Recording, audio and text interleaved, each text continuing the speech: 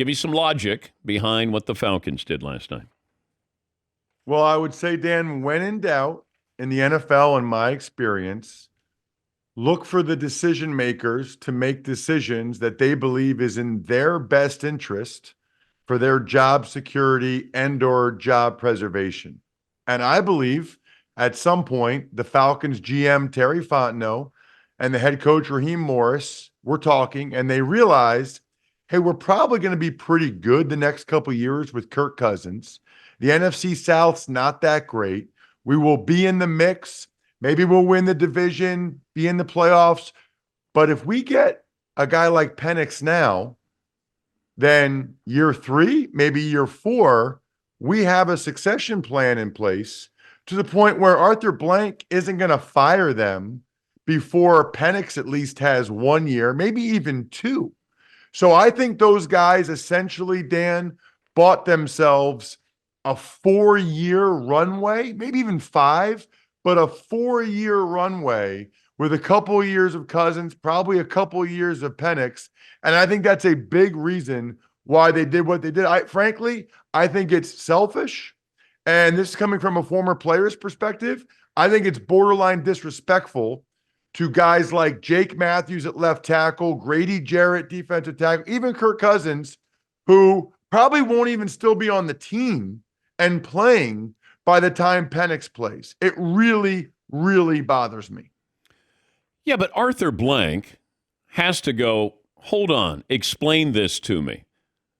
And I would imagine he would have veto power in the war room, because if you said to me, hey, we just signed this guy for $100 million, and granted, we shouldn't, he's 35 coming off Achilles surgery, and we're going to fall in love with Michael Penix Jr., and we're going to take him, and we need defense, and now we can be that surprise team. Maybe we could be the Detroit Lions. Maybe we're that next team to step up. I just can't imagine that they convinced Arthur Blank, hey, this is the right guy for 3 years down the road. We don't even know if Arthur Blank's going to be alive in 3 years. He's 81.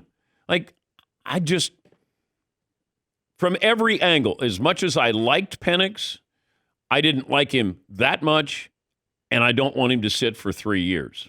Well, and Dan, at a minimum, okay, even if you liked the move, it is an over-allocation of resources in the same offseason.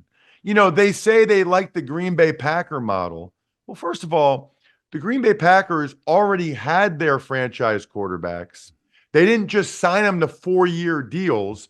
And also, those guys, Aaron Rodgers and Jordan Love, fell to them in the 20s, which, by the way, eviscerates the Falcons' whole argument that you can only get these guys in the top 10, and we're not going to be drafting here, and you got to get them now. First of all, Penix was the 4th quarterback to go off the board, okay? Let's not act like this was Jaden Daniels or Caleb Williams. He was the 4th guy off the board, and the Packers were able to get franchise quarterbacks in the 20s. To do it the same, Dan, they gave Kirk Cousins a no-trade clause. Like, where is the foresight? If you liked Penix this much, and you signed Cousins the second week of March, if you thought there was any chance that you would draft Penix at 8, you don't give Kirk Cousins that contract and a no-trade clause so that you can't even get any recoupment of the assets when you move on from Cousins. He's not going to let you trade him. He's like, nope, veto, nope. You're going to have to cut Cousins and give him the $10 million that's still guaranteed in 2026. I think it's one of the worst moves I've seen in a long time. I know some Falcons fans feel like, hey, it means we're going to be good for the next 10 to 12 years. Yeah, well, maybe, but Michael Penix might stink. And not only that, there were a bunch of teams that wanted to trade up to get him, like the Saints, like the Raiders, reportedly. The Falcons could have traded down, still gotten the number 1 defensive player in the draft, whoever they thought that was, and gotten other assets and cemented themselves as the clear favorite in the NFC South to actually get to the playoffs for the first time in 7 years since 2017 and host a home playoff game. But no, they didn't want to do that. They're worried about their own job. I think it's a selfish move by the GM and head coach. That's my read on it from a player's perspective.